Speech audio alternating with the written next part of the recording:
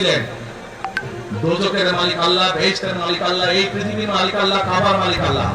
দেশের রাজনীতিতে আবারও উত্তাপ ছড়িয়েছে। ধর্মীয় সম্প্রীতি, জামায়াতের বক্তব্য এবং সাম্প্রতিক সময়ে সোশ্যাল মিডিয়ায় আলোচিত জান্নাত প্রসঙ্গ নিয়ে বিস্ফোরক মন্তব্য করেছেন বিএনপির ভারপ্রাপ্ত চেয়ারম্যান তারেক রহমান।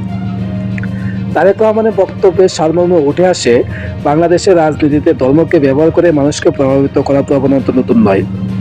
তবে ধর্মীয় বিশ্বাসকে রাজনৈতিক স্বার্থে পুঁজি করে জান্নাতে প্রলোভন দেখানো সমাজ ও রাষ্ট্রের জন্য ক্ষতিকর। তিনি আরো বলেন, ধর্ম মানুষের ব্যক্তিগত বিশ্বাস। সেই বিশ্বাসকে যদি ভোটের অঙ্কে ব্যবহার করা হয়, তাহলে তা ইসলামের প্রকৃত শিক্ষা ও গণতান্ত্রিক রাজনীতির উভয়ের জন্যই অবমাননাকর। সোশ্যাল মিডিয়ায় ভাইরাল হওয়া জামাত সংশ্লিষ্ট বিভিন্ন বক্তব্য প্রসঙ্গ টেনে তিনি ইঙ্গিত দেন, কিছু গোষ্ঠী ধর্মীয় আবেগ উস্কে দিয়ে জনগণকে বিভ্রান্ত করতে চায়, কিন্তু বাংলাদেশের মানুষ এখন অনেক সচেতন।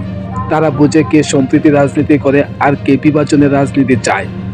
জান্নাত প্রসঙ্গে তারেক রহমান স্পষ্ট করে বলেন, জান্নাতের ফয়সালা আল্লাহর হাতে। কোনো রাজনৈতিক দল বা নেতা জান্নাত দেওয়ার মালিক নয়। রাজনীতি হবে মানুষের ভোটাধিকার, ন্যায় বিচার ও গণতন্ত্র প্রতিষ্ঠার জন্য।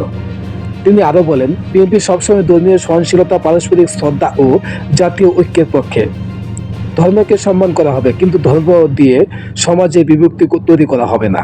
এই বক্তব্যের পর থেকেই রাজনৈতিক অঙ্গনে শুরু হয়েছে তীব্র আলোচনা। সমর্থকদের মতে, ধর্ম নিয়ে অতিরঞ্জিত ও বিভ্রান্তিকর বক্তব্যের বিরুদ্ধে একটি সময় উপযোগী অবস্থান, অন্যদিকে বিরোধীরা একে রাজনৈতিক কৌশল বলেও দেখছেন।